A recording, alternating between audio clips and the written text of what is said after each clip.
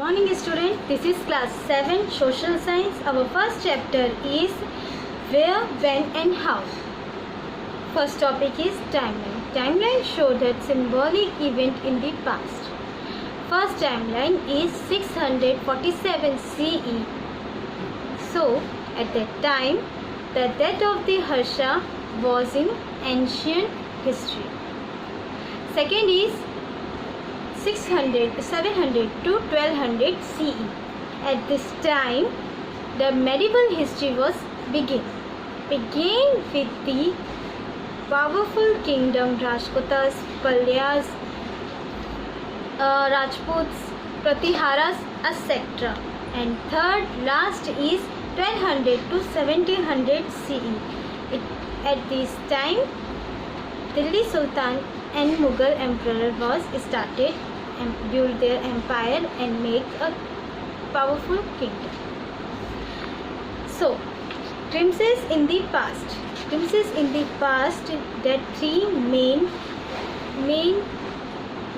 things they do did. First, ancient history was ended after the death of the Harsha. देखो बच्चों, ancient history जो थी, हमारी पुरानी हिस्ट्रीज जो थी, स्टार्टिंग की एंशियंट मतलब पुरानी, ठीक है. So our ancient history was completely end after the death of the Harsha. Second is Delhi Sultan medieval period was started after death Delhi Sultan Mughal emperor was build. उसके बाद दिल्ली मेडिवल पीरियड आया जहाँ पे Cholas, पल्यास, Rajputas, Rajputs kingdoms were started to build their empire, and at that time India is known as many different types. Students, at that time India is known as many different names. India has many different names. India को बहुत सारे नामों से जाना जाता था, जैसे कि भारतवर्षा, भारत, हिंदुस्तान. उस टाइम में जितने तरह के लोग आते थे इंडिया में, for example Delhi sultan come they India told Hindustan, ancient our rulers told Bharatvarsh and in Sanskrit languages, and after that Hindi was started. So Bharat, इसी तरीके से भारत या इंडिया के नाम डिफरेंट पढ़ते गए. Our next topic is impact of the geographical feature on Indian history. Indian history में बहुत सारे impact हुए geographical conditions को लेके changes हुए, so many changes. First, many emperor was developed at that time near the northern lies where the Gangas and Yamuna Indus rivers. बहुत सारे जो किंगडम्स है वो रिवर के साइड में ही अपना एम्पायर बिल्ड करना चाहते थे, और उन्हें ये चीज़ में बहुत सारी बैरियर्स दिखते थे, इसलिए वो अपने रूल्स इस टाइम पे बिल्ड करते थे. सो ये इम्पैक्ट बिगेस्ट इम्पैक्ट में आता है जो जोग्राफिकल कंडीशन की वजह से चेंज हुआ. फिर विंध्याचल एंड सपुतास जो साउथ में जो आप बोल सकते हो वैलीज थी, उसमें भी बहुत सारे बैरियर्स थे. वहाँ भी बहुत सारे एम्परर डेवलप्ड हुए, न्यू एम्परर डेवलप्ड हुए, new areas, new kingdoms developed हुए, और यूनिक कल्चर्स डेवलप्ड हुए. At those time unique culture was built. Mainly Cholas and Pandyas built a broad western line. जो हमारी जो समुद्र की रेखाएं हैं, जो हम लोग की बोल सकते हैं इंडियन ओशंस हैं, उस चीज़ को डेवलप करने में चोलास और पांड्यास का बहुत बड़ा अपना क्रिएशन रहा है उस टाइम पे, ताकि ट्रांसपोर्टेशन और अपने जो एम्परर को बिल्ड करने के लिए जो भी उन्होंने एफर्ट डाला है वो मेन उनको इंडियन ओशन कोस्टल लाइन से ही मिला है.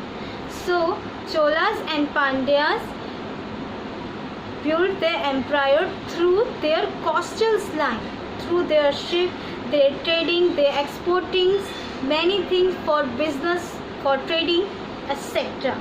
Next, major history development during the medieval period. बहुत सारी हिस्ट्रीज डेवलप्ड हुई है मेडिवल पीरियड में, such as first is after the death of the Harshas many kingdom take part to build their powerful empire and they build their dynasties. Cholas, Rajputas, Rajputs, Patiharas, like that.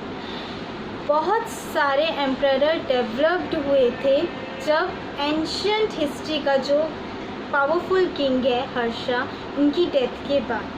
और इसके बाद India में बहुत सारे rules अलग अलग parts में divide होने लगे। For example Rajputs, Rajkutas, Cholas, Pandyas and next so many caste and jatis was developed at that time. बहुत सारी कास्ट, बहुत सारी जातीज सब कास्ट में जॉइंट होती गई to make their new religion. And last, third point, important point is many Sufi Sant and Bhakti movement was begin. Sufi Sant and भक्ति movement start होने लगा उस टाइम से जब ये मेडिवल पीरियड हमारा आ गया। तो ये एक मेजर डेवलपमेंट की तरफ ज़्यादा इशारा करता है, क्योंकि सूफी संत और जो भक्ति मूवमेंट थे उनमें कबीर, रहीम ऐसे ग्रेट संत के नाम आते हैं, जिनकी वजह से हम गॉड की तरफ, ह्यूमैनिटी की तरफ ज़्यादा बिलीव करने लगे। इन्होंने हमें ह्यूमैनिटी को अच्छे से लाइफ करना, सर्वाइव करना सिखाया था। Next, sources of medieval history. बहुत सारे सोर्सेज हैं मेडिवल हिस्ट्री को जानने के, बहुत सारे प्रूफ्स हैं कि मेडिवल हिस्ट्री कैसे काम करता है।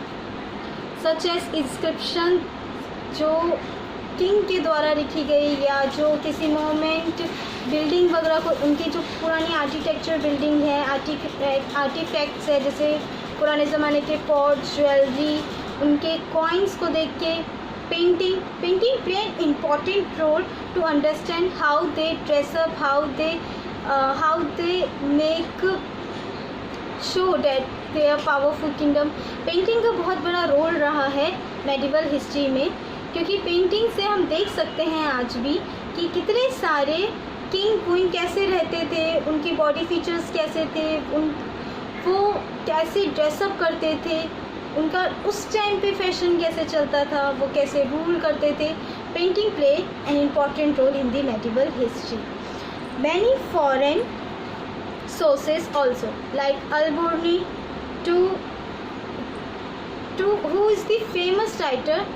Through their writing we know that what was think that they are sultans and king after the Indian civilization.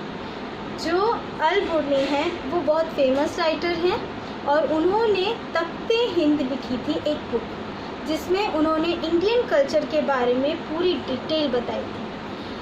अगर वो इतनी डिटेल में बुक नहीं लिखते तो शायद हमें मेडिवल हिस्ट्री के बारे में इतनी नॉलेज नहीं होती। निकोला डिकोटन, ये विजयनगर जो साउथ में आता है उससे रिलेटेड बहुत सारी चीज़ें लिखी। सर थॉमस टियो जो मुग़ल एम्परर थे, जो जहांगीर के राइटर एक तरह से बोला जाता था उनको, उन्होंने अपने नज़रिए से इंडिया को रखा। ऐसे ही बहुत सारे राइटर हैं, हिस्टोरियोग्राफर बोला जा सकता है, जो आपके बुक में और डिटेल में दिया है टेबल के थ्रू। सो ये हमारा आज का क्लियर टॉपिक था। हमने सिर्फ इंट्रोडक्शन दिया है इस टॉपिक में कि when, where and how we are to medieval period. तो have a good day class.